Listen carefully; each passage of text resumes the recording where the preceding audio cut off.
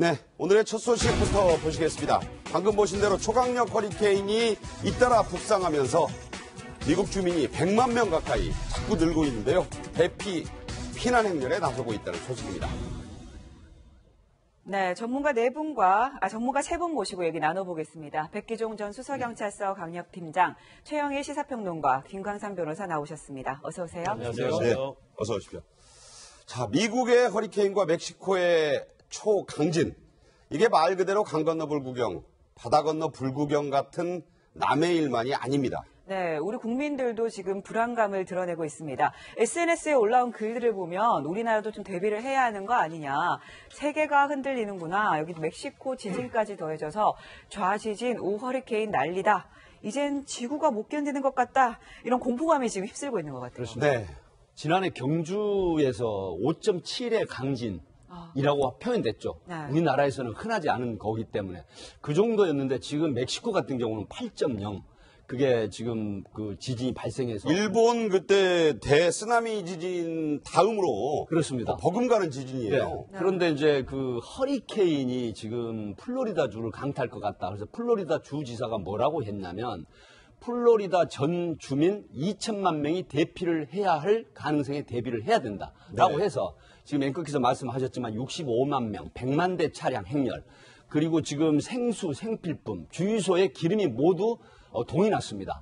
그래서 미국에서는 지금 시속 20km 속력으로 오고 있는데 문제는 뭐냐면 298km의 강풍을 동반한 이게 오고 있기 때문에 이게 플로리다를 강타를 할 때는 플로리다 주민 전체 2천만 명이 큰 피해를 가능성이 있다라고 지금 이렇게 관측을 하고 있습니다. 네, 여러분도 잘 아실 텐데요. 아이돌 그룹 출신의 인기 탤런트죠. 이준 씨 일행이 강진이 발생한 지역에 나가 있다는데 무사하다. 다행입니다만 그렇게 알려왔다고요? 네, 그렇습니다. 지금 보면 최소 멕시코 지진으로 인해서 58명이 지금 맞습니다. 사망을 한 것으로 알려졌는데 그나마 우리 교민들이 많이 모여 사는 네. 곳과는 좀 거리가 있는 곳이라고 해서 다행이라고 해야 될까요? 치아바타라는 불행 중에. 지역이 가장 네. 크게 이제 타격을 받았는데요. 네. 사망자도 거기서 많이 나오고 있고 다행히 지금 이준 씨 일행은 팬미팅이 있었어요. 네. 그래서 바로 이 지진이 나는 한류스타니까. 날, 한류스타니까 이제 팬미팅을 위해서 멕시코에 갔는데 멕시코 시티로 간 겁니다. 그래서 호텔에 투숙을 했는데 그날 밤에 하필이면 도착한 날 밤에 어마어마한 강진을 만났고 8.0은 상상이 안 됩니다. 지금 북 6차 핵도발이 네. 5.7에서 6.3이잖아요. 그런데 이게 지금 50킬로톤이냐 100킬로톤이냐 얘기하고 있는데 TNT를 뭐 이게 지금 수만 개 터트린 위력 아닙니까? 어마어마한 거죠. 거기에 준하는 자연지진이 지금 발생해 있는 거고요. 훨씬 그거보다 크고요. 이준 씨 일행은 처음 겪어보는 공부였다. 이렇게 표현을 했어요. 네. 사실 높이 있는 가벼운 물건 정도가 호텔에서 막 떨어졌다고 하는데 네. 호텔 직원이 잘 안내를 해줘서 1시간 정도 밖으로 나가서 대피를 했다가 네. 이 지진이 가라앉은 후에 다시 호텔로 돌아왔다고 안전하다. 지금은 진정되어 있다. 안심하셔도 좋다라는 소식 전해왔습니다. 자, 이 지진이 한밤중에 일어났고 네. 1000km나 떨어진 멕시코시티 수도에서도 진동을 감지한다. 참 이게 어마어마한 거예요. 그 경주 지진 때 우리나라에서도 생존 가방이라는 게 인기를 끌었는데 이게 다시 지금 팔린다. 이거 뭐가 들어있는 거죠, 변호사님? 이제 생존 가방은 우리가 이제 비상 사태에 대비해서 거기에 이제 필요한 물품을 넣는 거잖아요. 그런데 저도 전에 그전에 우리나라가요 북한과 관련해서 화학 공격을 받을 수 있다 그런 것에 굉장히 공포가 있은 적이 있어요. 그때 어느 행사 모임에 갔더니 이 비상 가방, 생존 가방을 주는데 선물로? 예, 선물로 다 줬는데 뭐 가격이 그렇게 비싼 것 같이는 보이지 않아요. 근데 뭐 손정등도 들어있고요. 예, 지금 보고 계십니다. 네, 조그만 라디오도 생수 들어있고, 2개. 예, 음료수도 있고, 뭐 건전지, 성장, 라이터 이런 것들을 넣어놨더라고요. 그런데 뭐 한 십몇 년, 한 거의 15년 이상 돼서 어디 있는지 모르겠어요. 인터넷 들어가서 보니까 가격 차이 굉장히 천차만별입니다. 뭐 10,000원대도 있고 몇십만 원대도 있어요. 그러니까 몇십만 원대는 이제 들어있는 물품이 굉장히 다양합니다. 뭐 속옷도 들어있고 그래서 지금 사실 우리나라는 이게 지금 이번에 일어난 그 카리브해안의 허리케인, 이거 뭐 아까 말씀하신 지금 시속이 298km 나오니까 우리가 느껴보지 못한 그런 속도 아니겠습니까? 강풍과 폭우가 뭐 상상을 초월할 정도 되고, 더군다나 멕시코 지진이 1985년도에 아마 8.0 지진이 났는데 그때 5,000명이 숨졌다고 그래요. 그러니까요. 그리고 그 10,000채 이상의 가옥이 또 파괴가 됐고. 만채, 예. 근데 우리가 뭐 안전지대다 하지만 뭐 최근에 상당히 뭐 아주 강진은 아니지만 그래도 뭐 5.0 이상의 지진이 일어나고 있는 거 보면 그럼 우리나라 좀 대비를 하고 무엇보다도 지금 우리나라가 지금 가장 문제되는 게 북한 핵위기 아니겠습니까? 그래서 그렇죠. 인공지진을 일으키니까. 그렇죠. 그 부분은 오히려 뭐 지진이나 또 허리케인보다도 더 무서울 수가 있기 때문에 아마 국민들 입장에서 보면 아마 비상식량이나 뭐 생존 가방 같은 거에 대해서 관심을 많이 보일 수 있죠. 네. 네, 이 예측 불가능한 자연재해들 이게 남의 일이라고만은 또 할 수 없는 게 기상청이 우리나라에도 9월과 10월 중에 아마 강력한 태풍이 한두 개가 올 수 있다 이렇게 얘기를 하더라고요. 9월과 10월에 약 12개 태풍이 발생 예측되고 있는데 그중에 밑줄을 그어야 될 예. 부분이 이 가운데 한두 개는 그렇죠. 강력하다. 한 개 내지 두 개가 강력한 그런 어떤 강풍, 태풍이 올 가능성이 있다라고 하기 때문에 지금 앞서 말씀드린 여러 가지 문제, 미국의 플로리다나 멕시코의 강진 이런 형태의 대비는 아니라고 하더라도 적어도 매년 홍수로 인한 피해, 특히 농작물 피해라든가 아니면 도심 건물에 간판이 떨어져 사람이 상처를 입는 이런 형태도 있거든요. 그래서 전반적인 그런 대비를 해야 되고 사실 태풍이 오면 가장 바빠지는 게 국민 안전처일 것입니다. 국민 안전처에서 정확한 안전 진단하고 시달하고 네, 그래서 네. 조금의 피해도 없는 그런 대비를 해야 될 것 같습니다. 네. 자, 기상청하고 기상 전문가들 얘기는 허리케인 어마 그리고 이어지는 태풍이 보통 북상하면서 바닷물이 차갑기 때문에 네. 위력이 반감돼야 되는데 그렇죠. 이게 자꾸 올라오는 이유는 지구온난화, 바닷물이 뜨겁기 때문이다. 이거 우리나라도 같은 상황 아니에요? 아니, 최근에 우리나라 국민들이 느끼는 사계절이 바뀌어 있잖아요. 지금 우리가 뭐 아열대 기후가 됐다 이런 얘기들 하는데 말씀하신 대로 바다를 건너오면서 차갑게 냉각이 돼서 가라앉아야 되는데 더 뜨거워지는 거예요. 바닷물이 뜨거우니까 힘을 바닷물이 얻어요, 뜨겁고 연료로. 그만큼 지구 자체가 뜨거워져 있기 때문에 바다를 지나는 태풍의 기운은 더 거세지고 또 하나는 바닷물을 더 많이 흡수하는 거예요. 그러니까 더 강한 비, 또 더 강한 기압 차이, 또 더 강한 이제 어떤 그 바람. 그러니까 에스컬레이트, 상승작용이 되는 거죠? 상승작용이 일어나는 거죠. 그러면서 이제 이 바다를 건너와서 대륙이나 혹은 육지를 강타할 때는 그 기운이 더 거세진다. 그래서 최근에 우리가 많이 느끼고 있고요. 계속 물 부족 국가라고 가뭄을 우리가 걱정하다가 올해는 장마철에 비가 좀 제대로 왔습니다. 물폭탄이죠 또. 심지어는 또 늦장마 같은 느낌의 최근에도 비가 간간히 오고 있습니다. 그래서 이런 경우에는 제 경험적으로도 가을에 태풍이 추석쯤에 올라오는 경험들이 우리가 기억에 종종 있거든요. 있어요. 올해 좀 조심해야 될 것 같습니다. 10월 초에도 온 예가 있습니다. 그리고 지금 청명한 가을 날씨 오늘 뭐 내일 주말에 나가시겠지만 유비무한 해야 되겠어요. 네.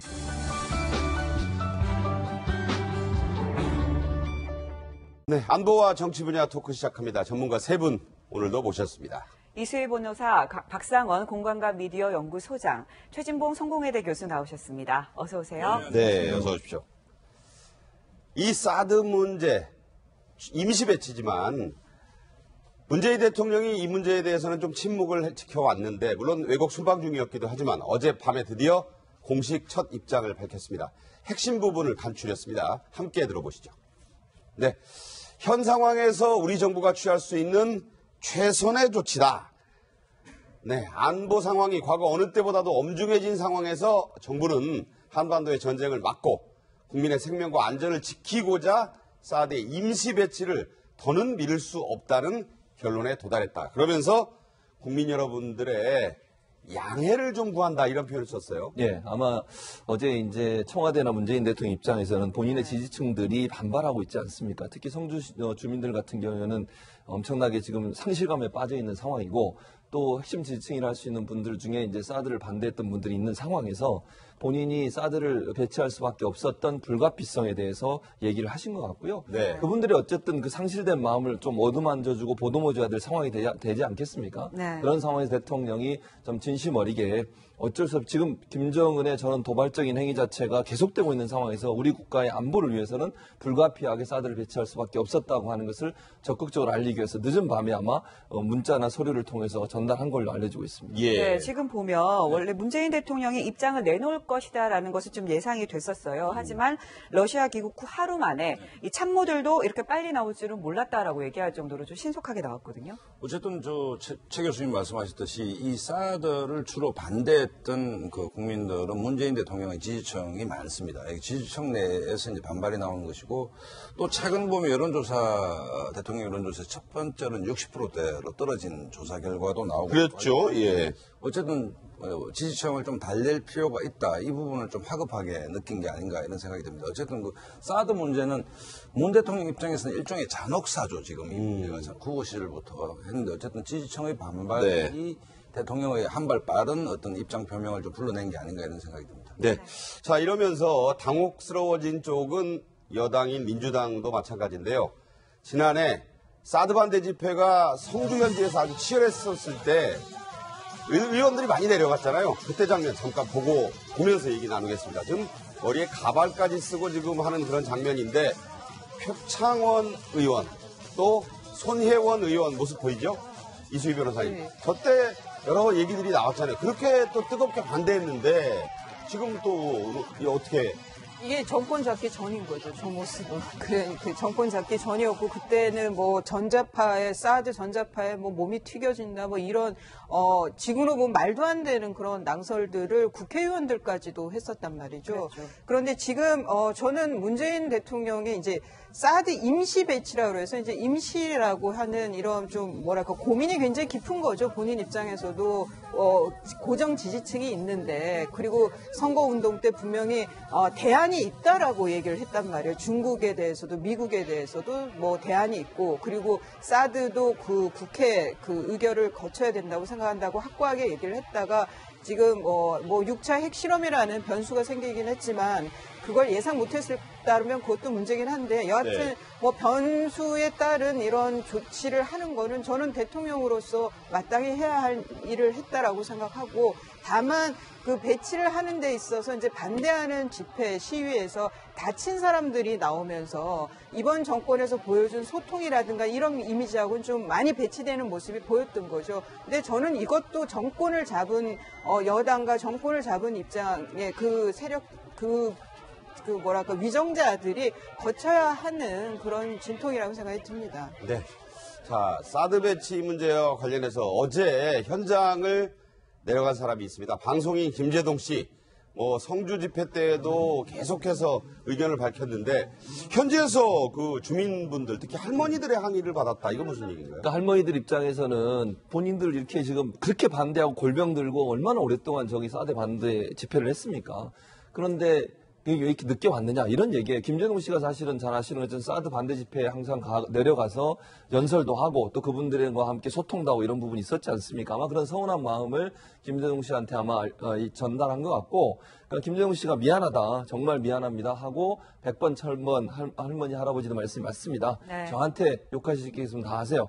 저거는 이제 저 모습을 보면 저는 그런 생각을 했어요. 김재동 씨가 그 할아버지 할머님들이 느끼시는 상실감을 좀 보듬어주기 위해서 간 게 아닌가 하는 생각은 들어요. 저 말만 보면 뭐 본인이 사드 배치에 대해서 비판하고 이런 입장은 아닌 것 같고요. 저는 개인적으로 판단할 때. 그러나 이제 할아버지 할머니들이 얼마나 고통스럽겠습니까? 본인들이 그렇게 오랫동안 반대를 했었는데 결국엔 사드가 배치가 되고 임시 배치라고 하지만 제가 볼 때는 저게 결국은 계속 가지 않겠습니까? 저걸 네. 다시 반환하고 이럴 수는 없는 상황인가 되는 거니까. 그래서 아마 성주에 오랫동안 인연이 있는 분들을 향해서 정부를 대신해서 본인이 가서 어떤 형태로든 좀 보듬어주려는 의도가 있지 않았나 하는 생각이 듭니다. 네, 김재동 씨 작년에 성주 궁청에서 열린 촛불 집회에서는 이런 얘기를 했습니다. 한번 들어보시죠.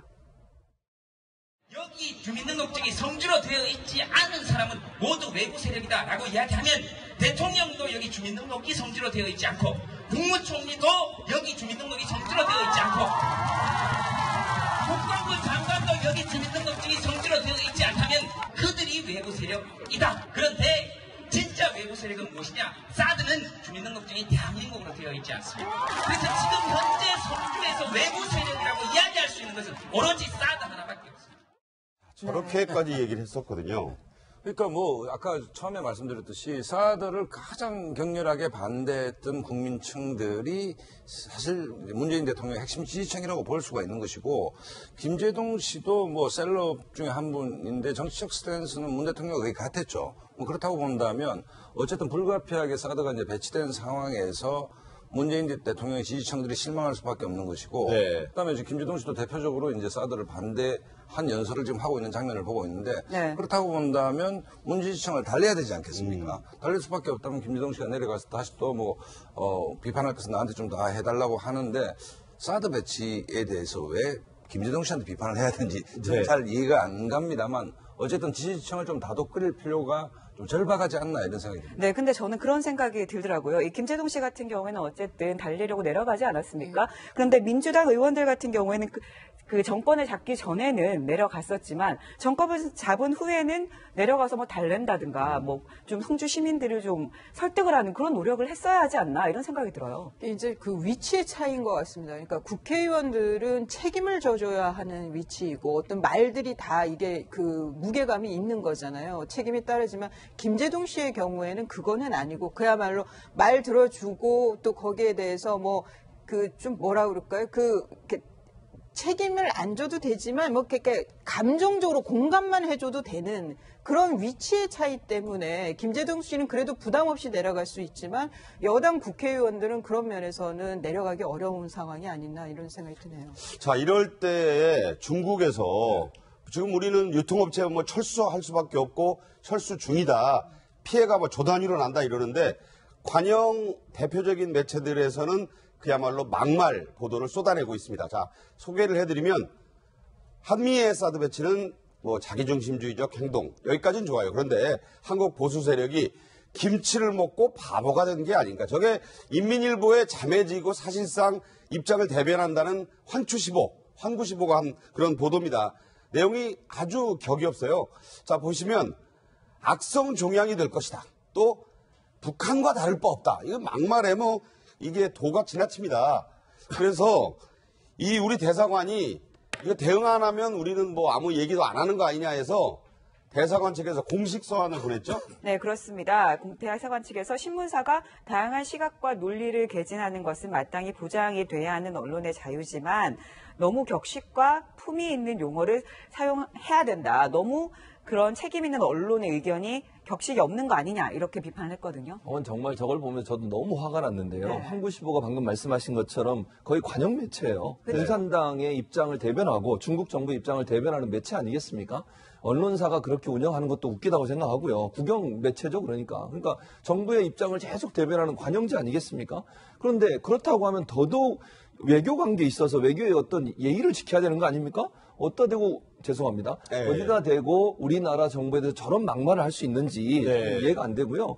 김장은 세계 유네스코, 유엔 유네스코가 인정한 인류 무형 문화유산입니다. 아주 치졸한 비판이에요. 저런 그러니까요. 거는. 그런 김치를 대놓고 저렇게 바보가 됐다고 얘기하고 이런 얘기하고 또 한 가지 말씀드리면 지금 본인들의 그 주석이라고 하는 시진핑 주석의 그 영부인 되시는 펑리위안도 펑리위안 여사. 그렇게 얘기했어요. 김치를 5번 시도했다. 그중에 3번 실패했다. 시진핑도 김치를 아주 좋아한다. 이런 발언을 했습니다. 그러면은 저 말을 그대로 인용해서 제가 말씀드릴게요. 시진핑 주석도 그러면 바보가 됐습니까? 아, 네. 저런 발언을 하시는 것은 정말 잘못됐고 예교상에도 정말 무례한 그런 태도라고 보여집니다. 네. 자, 이게 말이죠. 국내용이다. 정권 연장용이다. 이런 얘기가 나오는 것이 시진핑 주석이 주석을 5년 더 하느냐 여부가 다음 달에 결정나는데 반대파들이 하도 걸고 넘어지니까 가장 한미일 동맹의 약한 고리인 한국을 때리는 거다. 어떻게 보십니까?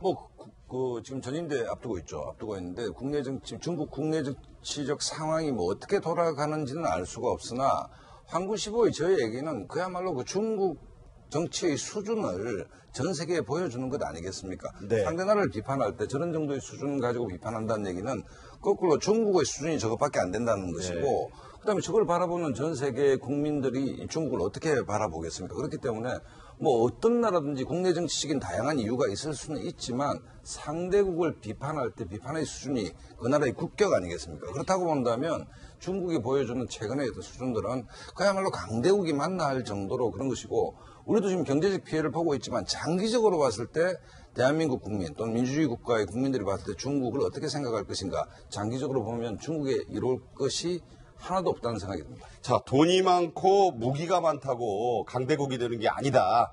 이런 예에서 볼 수 있지 않나 싶고요.